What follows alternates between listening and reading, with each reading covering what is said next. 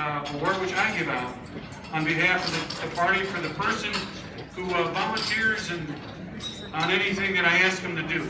That includes knocking on doors, making phone calls, and putting up signs and doing all kinds of campaign field work. That's right, he's the best person. And his name is Ted Pennesis.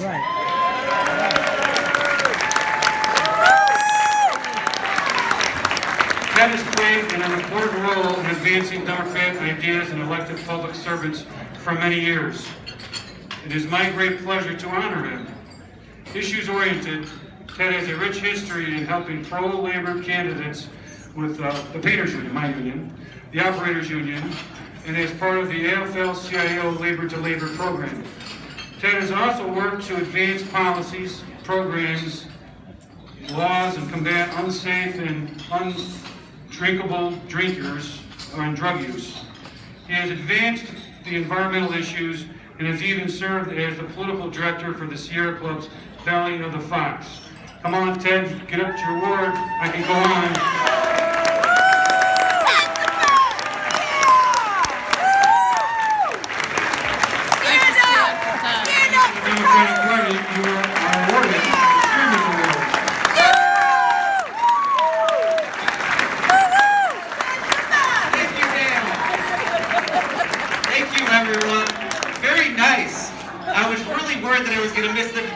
Thank you, Luis. And you know what? We love your husband. I'm going to tell you right now, this is the Chairman's Award. Honestly, the Chairman's Award, I'm giving this up. This is actually go to Mark, because he is the reason that we are all here today. I'm telling you right now, this guy, no one works any harder than him. I have never seen anyone outwork this guy. And you know the thing is, he's being challenged constantly from the Republican side because he is so effective at what he does in elected officials out here. Right. Before he started here, we didn't have any elected officials at the state and federal level. We have that now, and a lot of it is because of Mark. So you know what? Let's give him a round of applause. But better than that, if you live in the 14th Congressional District, give him your votes. He is being challenged. We have someone who can represent us at the state and national level. We can't lose that. So make sure you vote for Mark for State Central Committee, and also if you work in his precinct, they put up someone in his precinct, for Christ's sake. Come on! This guy is being challenged constantly, and you know what? He's got a good partner running for State Central Committee woman. I want to make sure she's around here somewhere. She was sitting over there earlier, Christina Zahorek. She's being challenged as well. Make sure you support Christina Zahorek. There she is right there. Two great candidates. No one's going to outwork them. I'm going to tell you right now. So anyway, I'm going to have the shortest speech here tonight, so yes. So I'm going to get you out of here, but the one thing that I want to say is I want to focus on why we're here today, why we're Democrats. You know, I'm standing here today because I have my family here, and I'd like to ask them to stand.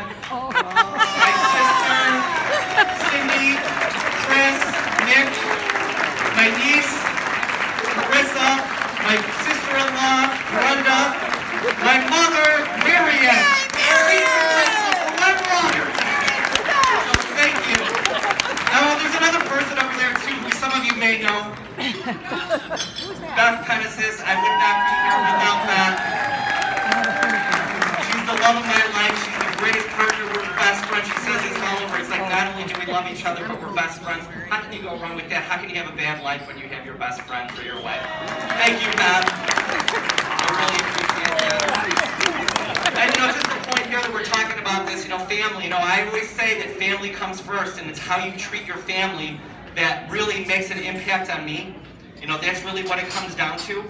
And I consider all of you here part of my family. It's part of my extended family. You guys are a second family to me. And as Democrats, we should all consider that we're family and how we treat each other. You know, after this primary is over, just like all families, we're all going to have our family squabbles, no doubt about it. We got some family squabbles going on right now. But after March, if we don't all stand together as family, you're going to know where I stand with me if you don't stand with the Democratic Party. So make sure that we get together in November and we take back, number one, our governorship. I mean, I don't call him our governor. He is the person who currently occupies our office. Bruce Rulinger. We have to make sure the one thing that we're going to be doing in November is that we're going to be, and you may have heard this phrase before from the other side. We need to repeal and replace Bruce Ruiner come November. That's our number one priority. We stand here as Democrats as we're family, right? What we believe in. We all have, our dreams, what we think we can make for a better place that we all live in. As Democrats, we don't believe, turning our country into a police state by arming everyone, including teachers. We don't think that's actually a good thing, right? That's crazy. Thank you. We don't believe that more nuclear weapons are actually going to make for a safer society. I think that's pretty obvious that more nuclear weapons is not going to make us safer, right? We as Democrats, we fought to become the last industrialized country to make sure that we have health care for all and make sure it's a right and not a privilege. Come on. That's what we stand for as Democrats.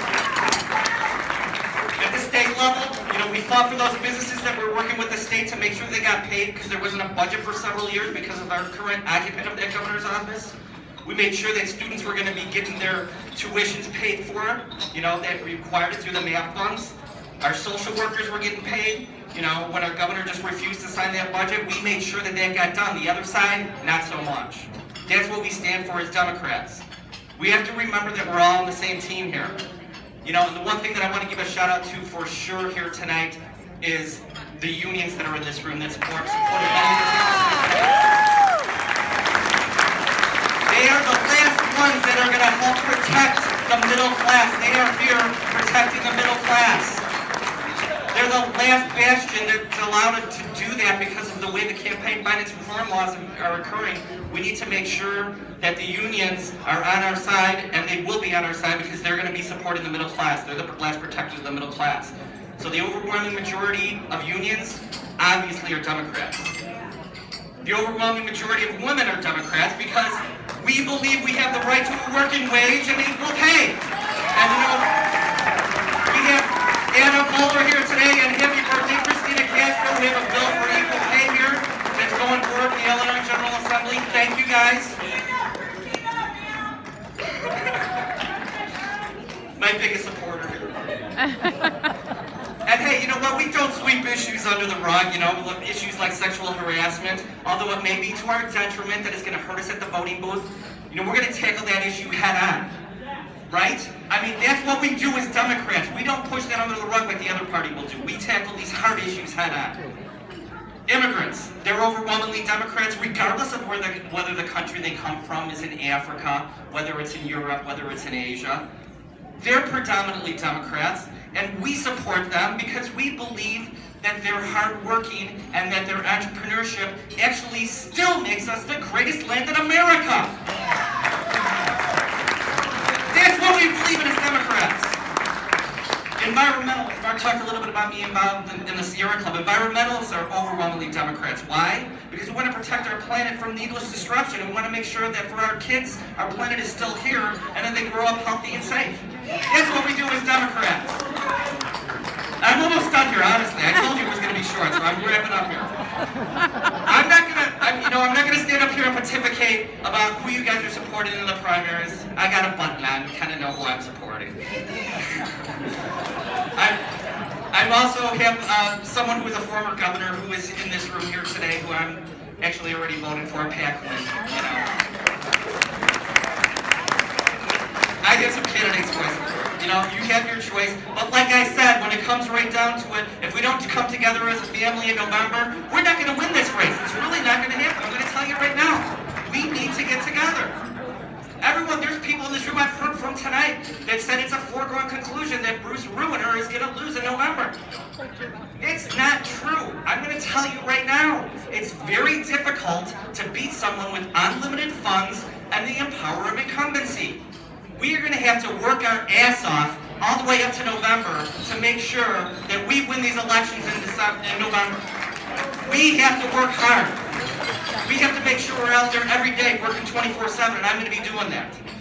So that's really all I have to say tonight. I think I was the shortest, right? I was pretty close. I'm pretty sure I was the shortest.